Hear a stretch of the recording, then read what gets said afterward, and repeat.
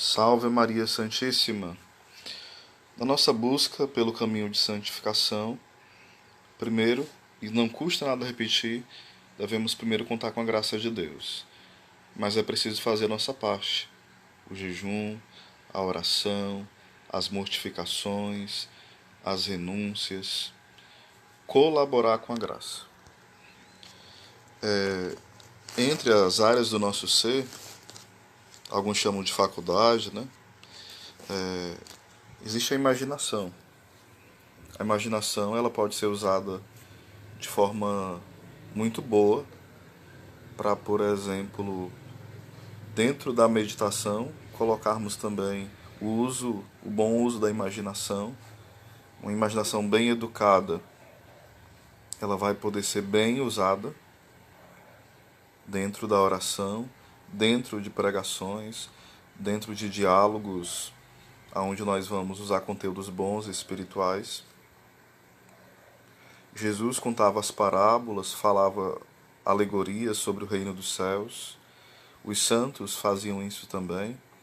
O Antigo e o Novo Testamento usam de muitas imagens, símbolos. Então tudo isso é o bom uso da imaginação, onde as pessoas, com a sua criatividade, criam coisas belas, coisas atraentes, coisas que de fato vale a pena contemplar. Então a imaginação, de fato, é um meio eficaz, um meio seguro de nos ajudar a rezar melhor e nos ajuda no caminho de santificação. Por outro lado, também pode atrapalhar quando ela está toda bagunçada, né? Por exemplo, alguns teólogos e alguns outros aqui falavam o seguinte, né? Só um instante. No livro Teologia da Perfeição Cristã, do Roy Marim, ele vai falar o seguinte. Santa Teresa de Ávila compara a imaginação, né, as distrações da imaginação, como mariposas da noite. A gente poderia falar aqui no Ceará as muriçocas, né, os besouros, que ficam importunando e desassossegando à noite. Ou então como um moinho, né, a gente poderia dizer aqui no mundo moderno, ela fala do barulho do moinho que está ali trabalhando direto. A gente poderia comparar os carros-sons que passam, né? Todos os dias aqui, por exemplo, na minha cidade, em Pacajus, aquele barulho imenso sem parar.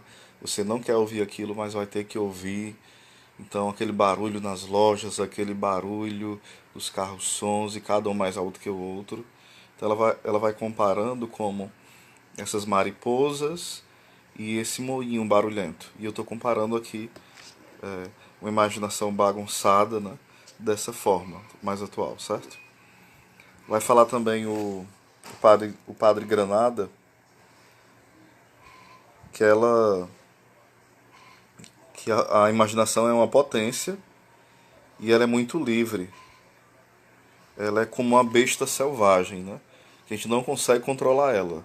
A imaginação é como uma besta, como um cavalo solto que sai do meio, igual aquele cachorro louco, igual aquela vaca braba, aquele bode brabo que sai e você tem que sair do meio. A imaginação muitas vezes é dessa forma, ela vai para onde nós não queremos. O Padre Granada compara uma besta selvagem, né? Que ele anda de local em local, de curral em curral, né? E ele também compara um escravo fugitivo, que ele começa a entrar nas casas sem licença. A imaginação é como aquele escravo, né, que foge para não estar aprisionado mais àquela pessoa que o escravizou e sai entrando numa casa e em outra para ver se arranja um abrigo. Aí ele compara a imaginação desordenada dessa forma.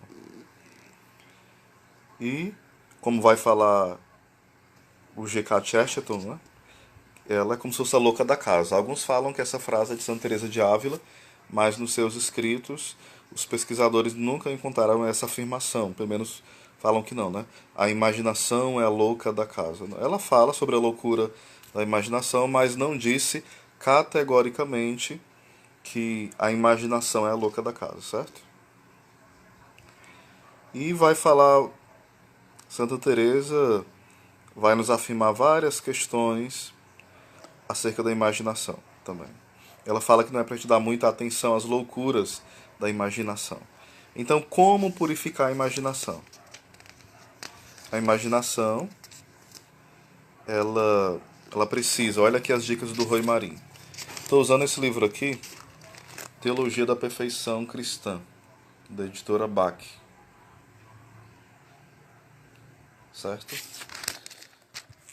Aí vai falar o seguinte. Esse livro não tem tradução em português, certo? Até o momento não.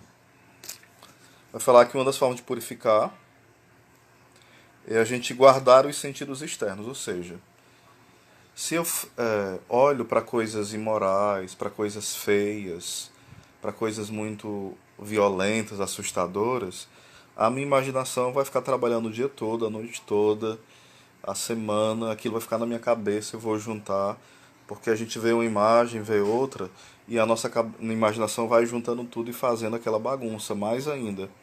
Então a gente deve ter cuidado com aquilo que a gente lê, com aquilo que a gente vê, com aquilo que a gente assiste, com aquilo que a gente ouve, com aquilo que a gente pega, com aquilo que a gente fala, com aquilo que a gente cheira. Ou seja, ter o cuidado nos sentidos externos, para que a imaginação não se aproveite dos sentidos externos para ficar mais bagunçado ainda.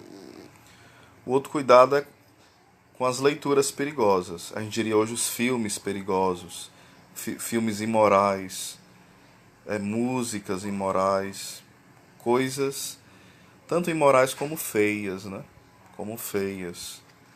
Então, ter cuidado com isso, para não deixar a imaginação mais doida ainda. Outra, combater a ociosidade. Quantas vezes nós somos ociosos? A gente fica lá pensando na morte da bezerra. Não quer dizer que você não possa descansar, mas você não pode ficar horas e horas assim, com a cabeça vazia. Cabeça vazia, oficina do capeta, né? Oficina do diabo. Então a gente precisa ocupar a nossa mente com aquilo que é bom e não ficar ocioso. Você pode descansar, você deve descansar, mas você não pode ficar ocioso, desocupado, né? O inimigo vai aproveitar. E às vezes não é nem o demônio, é a nossa imaginação mesmo que está ali trabalhando a todo vapor, igual uma louca, né? Com coisas desordenadas. E outra coisa é oferecer objetos bons. O que quer dizer esses objetos bons? Quer dizer o seguinte: você deve assistir bons filmes, bons assim, ótimos filmes, que tenham sentido moral, que tenham uma beleza, que tenha um sentido profundo, familiar. O filme de santos, ou filmes mitológicos, pode ser o caso, se não tiver muita coisa que vai bagunçar sua cabeça, né? Assistir coisas boas, coisas saudáveis, coisas de pessoa inteligente, certo? Se ocupar com aquilo que é bom. Ler livros dos santos, livros espirituais, livros que ajudam a imaginar, livros que contam histórias, exemplos, testemunhos. Isso vai ajudar bastante, certo? Um outro ponto é a gente colocar atenção no que está fazendo. Estou tocando violão, vou ter que tocar com toda a atenção. Estou lendo um livro. Às vezes a gente lê 10 páginas de um livro, alguém pergunta: o que foi que você leu? A pessoa não sabe dizer um parágrafo, porque ela não está colocando atenção no que está fazendo. Está cozinhando, atenção no que está fazendo. Lavando a louça do mesmo jeito. Está na empresa, está na escola, está em qualquer local. Atenção no que está fazendo. Quando a gente aprende a colocar atenção naquilo, a gente aprende a domar a bagunça da nossa imaginação. A outra coisa, que seria a última coisa, né? É não conceder uma... Não ficar desesperado, tipo assim, a minha mente está distraída agora. Meu pensamento está vindo coisas que eu não quero. Não precisa ficar... perder a paz. Por exemplo, tá na oração.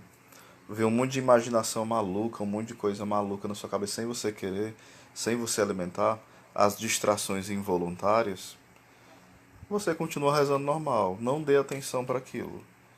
Quando a gente dá uma atenção demasiada a essa bagunça da nossa imaginação, ela cria mais força ainda. É não dar atenção. Porque se a gente der atenção, a gente vai perder a paz, não vai rezar e nunca vai vencer essa loucura que está na nossa imaginação ali descontrolada, certo? Então é necessário purificar a nossa imaginação, fazer esse caminho. Porque se a gente não fizer isso, a gente nunca vai ter recolhimento. A gente precisa aprender a se recolher, estar a sós com o Senhor. Se a gente não treina a nossa imaginação, a gente não vai rezar bem, vai rezar ruim e não vai crescer na vida espiritual, tá bom? Então, um abraço, Deus abençoe.